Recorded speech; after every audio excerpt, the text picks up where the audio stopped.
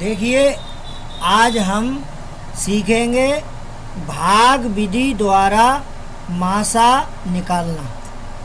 तो मासा हम निकालते हैं भाग विधि द्वारा।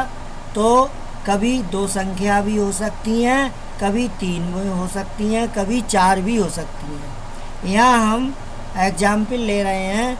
2 संख्याएं हैं 10 और 40, जिनका हमें मासा निकालना है भाग विधि द्वारा। तो हम क्या करते हैं, इसमें छोटी संख्या से भाग देते हैं बड़ी संख्या के लिए, और इस तरह से भाग दिया। 10 चौक 40 और घटाया, कुछ भी नहीं बचा। तो किससे विभाजित हो गया? ये 40 10 से पूरा विभाजित हो गया। तो 10 और 40 का मासा 10 है। मासा बराबर 10 हुआ। कितना हुआ? 10। यही आंसर। अब देखें, हम 2 संख्याएं और ले रहे हैं।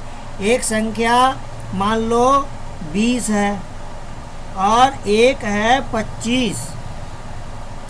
अब हम इनका मासा निकालेंगे भाग विधि द्वारा।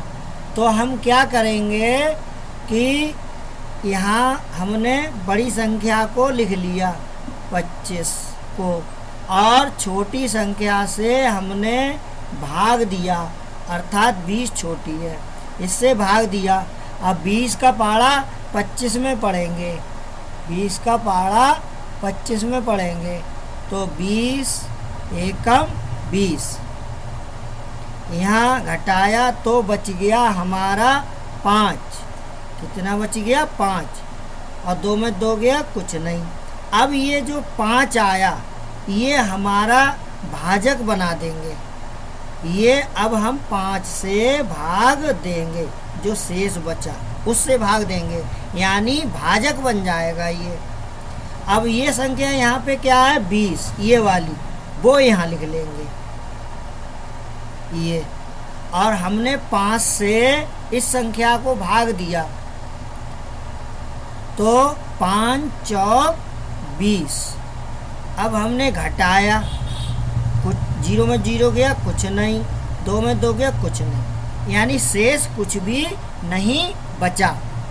तो हमारा अंत में हमारा कितना समय में हमारा हो गया ये? किससे हमारा अंत में विभाजित हुआ? ये हमारा अंत में विभाजित हुआ कितने से? 5 से।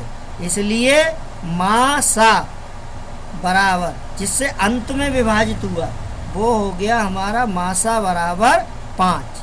बस यही आंसर हो गया।